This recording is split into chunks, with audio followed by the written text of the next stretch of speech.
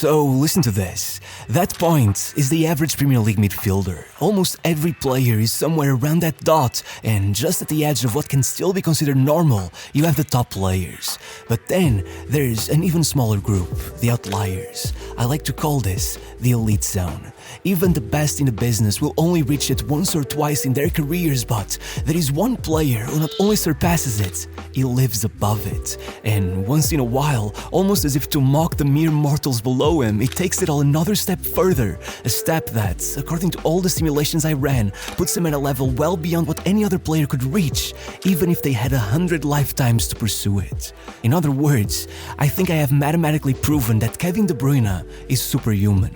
That to even compare anyone else to him at his peak would be disrespectful. However, that's exactly what Man City did. In 2020, Man City told De Bruyne they would not renew his contract unless he agreed to a wage cut. It sounds like pure insanity, but it's simple. He was about to turn 30, had already spent 300 days injured just over those first 5 seasons, and the word on the street was that Messi was about to leave Barcelona. Now, De Bruyne is likely the only person on earth who truly realizes how good De Bruyne is, but he was never the kind to bang his fist on the table and demand respect, so instead of losing his temper, he decided to show them. At that first meeting, De Bruyne had not even brought an agent, and after it was done, he didn't go looking for one either. Instead, he hired a team of data analysts. De Bruyne got them to run thousands of simulations calculating the impact of every touch of every player in the top 5 leagues, and the result was clear. If you could pick any player out of any team and drop him into your starting 11, the one who would improve your chances of winning any given match the most was Kevin De Bruyne. Man City had one ultimate goal, the Champions League, and now, not only had it been shown to them that if any player was capable of getting them there, it was De Bruyne, but it was explicitly shown to them that if they were to let him go, one of the teams challenging them for that trophy would immediately jump on a chance to exploit that cheat code. In other words, they were shown that there may be players more flashy, but there is a reason a young De Bruyne was dubbed the modern Cruyff.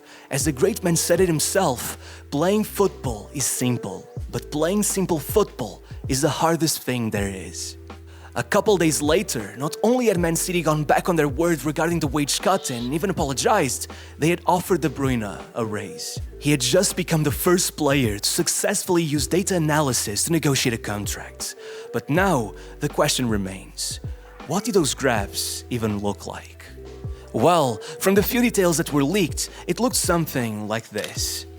Yeah, it's a lot, but listen. First, forget old school stats like assists. They depend more on who finishes the chance than who creates it. So, instead, we're gonna use expected assists per 90. Think of it like this. It's the total danger created by a player's passes over a full match, on average. This way, if you put in a killer pass and the striker fumbles it, it doesn't matter. Still, that doesn't tell the whole story. 2 players could accumulate expected assists in completely different ways. Maybe one creates a few elite chances and another a lot of just decent ones. So, on the other axis is key passes per 90. Now we can also know how often a player tries to create those chances. For example, you can see exactly why it was that in the 2019-20 season, Aston Villa fans were fighting, with half claiming Conor Hourihane had a wand of a left foot and the other half claiming he barely got involved in the game. They were both right. He could put in dangerous passes like no one else in my 9-year dataset, however, it did not seem to go for them very often. Which brings us precisely to one core principle. Most players are forced to trade. When the volume goes up, the quality goes down. Look at Bruno. He has never put in as many passes as he's been putting in this season. But in the past, at times, even with fewer attempts, he could create more danger. So, what about De Bruyne?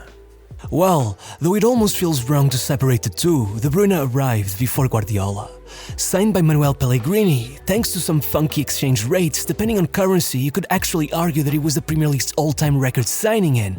It's no wonder. Having closed out his final season at Wolfsburg with 20 assists, at the time a record in the top 5 leagues, it feels almost laughable that the media tried to label him as just a Chelsea reject, because even on his debut season, he hit all-time highs for both metrics. Let me remind you, Mourinho had this guy man-marking fullbacks, and And yeah, sure, you could argue his numbers would be a bit inflated since back then he sometimes played as a winger, so fine. Let's include every midfielder who also played on the wing and even every winger who ever put a shift in midfield. And it doesn't matter, KDB still tops it. No adaptation period needed. And then Guardiola arrived.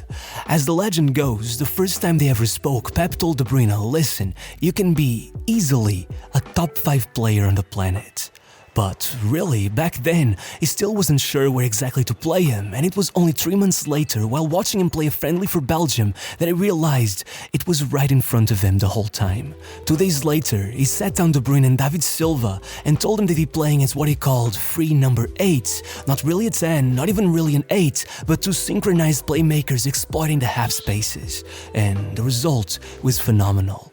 Even while playing deeper, supposedly getting fewer opportunities, not only did he pull them out of thin air, but he also made sure he never missed, and his numbers shot through the roof once again. So much so that he completely defeated the trend of the graph, managing to steal the title of biggest outlier from Conor Huaran, while still racking up the second most chances out of anyone in it. In other words, that was the year he proved to Pep that he really was a cheat code, a player who could create under any circumstances, and the next season, Pep abused it so much it nearly broke the league. Looking at the graph, 17-18 might look like De Bruyne's worst season. However, that is incredibly deceptive, because what Pep did that year may not be exactly what you'd expect. He didn't just plug De Bruyne back into that free 8 role and give it a second go. No, instead, he finally made it so that their entire game flowed through De Bruyne, and yes, that came with extra responsibilities, but even then, his worst playmaking numbers were still better than anyone else's best, and everywhere else on the pitch, they exploded. Across the whole league, no pure midfielder put up more tackles in the final third, no one carried the ball up the pitch more, and only one hit more shots on target. De Bruyne was everywhere, so by the end, he hadn't just won his first Premier League title, he had led Man City to an all-time record 100-point tally. It was the engine behind the greatest league campaign England had ever seen.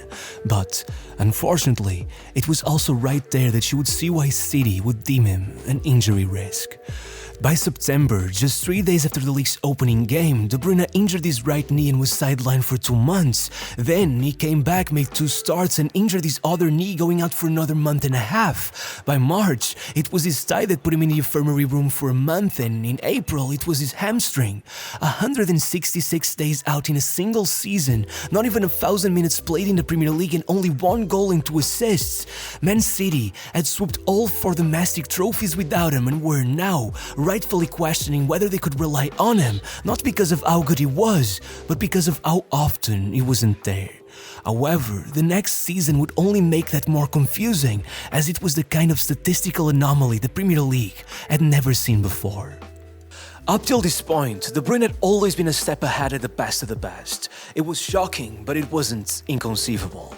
Now, the same cannot be said about the 2019-20 season. Take everything I said about the previous years, merge it all into one, then double it.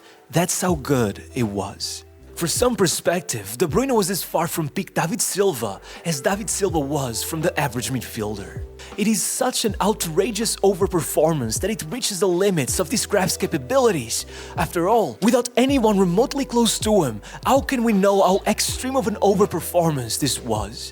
Well, that is why I plotted the distribution, because now we can calculate how likely it is for a season like that to happen again. You see, at the center is almost every player, some better, some worse, but the majority will never stray too far. Then, the first outlier appears. It's David Silva twice. So I ran the simulations, and you should see numbers like those about once every 3 seasons.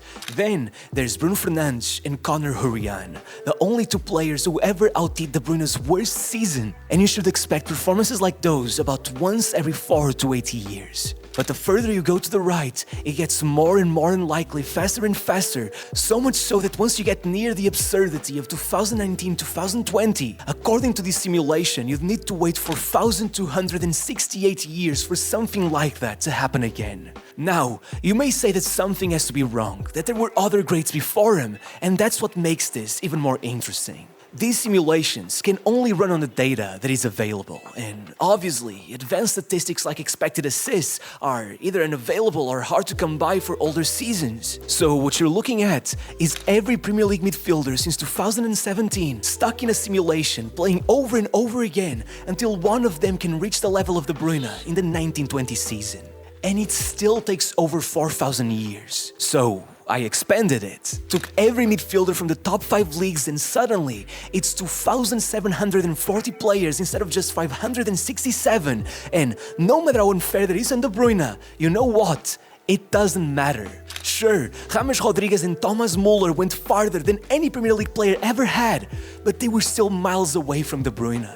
I even ran the simulation again, and even with 5 times more players in it, a lot of them playing in much easier leagues, it still took 387 years before one touched De Bruyne's level. So, you know what? I ignored all sanity, dumped every single player into the dataset regardless of position. But even with 12,678 players, 22 times more than what we started on, only a single one was able to outdo 1920 De Bruyne. And it was 1920 Di Maria, who played virtually every single game as a winger for by far the best team in the worst league out of the top 5, and get this, set out almost half of the season. Yet, as always, it doesn't matter. Because, remember, we're still only factoring in De Bruyne up till 2020. There was still a lot more to come. Even aside from those contract negotiations, 2020 was a disappointing year for De Bruyne in many other ways. Individually, he was unstoppable. He won his first PFA Player of the Year award, he matched on his all-time assist record, yet not only did he still come out of there with only a League Cup, but the FWA handed the award to Jordan Henderson, and even matching the assist record felt bittersweet. After the league refused to award him an assist so clear, they themselves would put it into De Bruyne's highlights reel. Then, the next season, David Silva left, Aguero vanished, and De Bruyne himself got sidelined over and over again, even coming out injured in the Champions League final they would go on to lose. You could easily fall for the mistake of assuming Man City had been right to worry all along, but instead, not only did De Bruyne manage to keep up his numbers, he became the 3rd ever player to take the PFA's Player of the Year award 2 seasons in a row, even while playing without a proper striker, with Gundogan and De Bruyne himself having to put in shifts as false nines.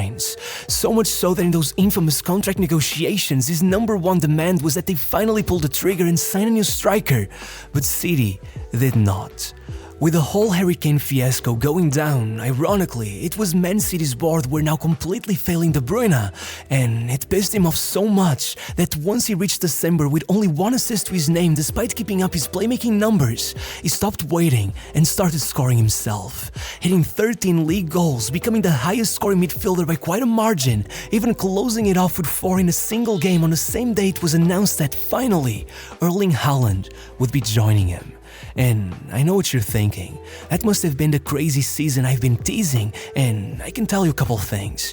1 game in, Haaland was already claiming that these are the best passes I've ever gotten. 11 games later, De Bruyne had 11 assists to his name, and with Haaland seemingly banging in any ball De Bruyne sent his way, from October, everyone already knew City would win the league, Haaland would win the Golden Boots, and De Bruyne would top the assist charts. The real question then was the same as ever: the Champions League. And as the French commentator said in his match against Bayern, when Kevin turns all red, it's a bad sign for the opponent. And it really was. After 3 assists in 4 group stage matches, De Bruyne scored or assisted against every team he faced right up till the final, putting down his magnum opus in the semi-finals with a goal and 2 assists to force Real Madrid to finally bend to his will. And though a cruel twist of fate would force him to leave the final injured once again, in the end, he had led Man City to the promised land and had gotten within 2 assists of the competition's all-time record, despite only playing 61% of the available minutes. And yet, no, this wasn't his best ever playmaking season. In fact, it was only the 3rd. The one campaign that made even that 1920 season look average was the one that followed. In that UCL final, De Bruyne did not just have an average injury. Turns out he'd been having trouble for weeks. Even back in that Real Madrid game, he was not supposed to have been playing, and as much as he tried to avoid surgery, the moment he came back, he didn't even play 50 minutes before he was forced into the operation table. In total, he was out for 6 months and only started his season in January. But the day he finally jumped up from the substitutes bench to warm up, the crowd made more noise than they had for any of the goals scored that night. As Klopp would admit, Kevin De Bruyne is warming up and the whole country is shaking. By the end of the season, with only 19 starts, he had 18 assists to his name. You heard me right, he missed half the season and still put on more assists than every other midfielder in the league. That's it. That's the dot you've been seeing all the way out in the horizon. With the injuries, this season may have gone unnoticed by many, but in the graph, it is impossible not to see it for what it is. Absolute genius. If you run those simulations against this season, even those numbers lose all meaning. Put all Premier League midfielders into one, and they'd need 377,000 years. Make that every midfielder in the top 5 leagues, and even then they'd be there for 24,000 years. Finally, again, drop every single player into it regardless of position, and the answer is still 235 years. So if you still somehow think that you've seen something like that before, I'm gonna show you one final graph. These are the players who've gotten the most assists in a single season in the history of the top 5 leagues. Obviously, 23-24 De Bruyne doesn't show up. But where would he be had he kept assisting at that rate but played every minute available? Well, he wouldn't have just finally broken Henry's record. He would have shattered every record in every league, flown right past Lionel Messi and Thomas Muller at 21, and reached 28 assists. So, when people question whether he's the best midfielder in Premier League history and bring up Gerrard or Lampard, show them that only Giggs ever put up more assists than him, and then let him sit and look at the number of matches played. It is not even a question whether he is the best midfielder. Kevin De Bruyne might be the greatest Premier League player of all time.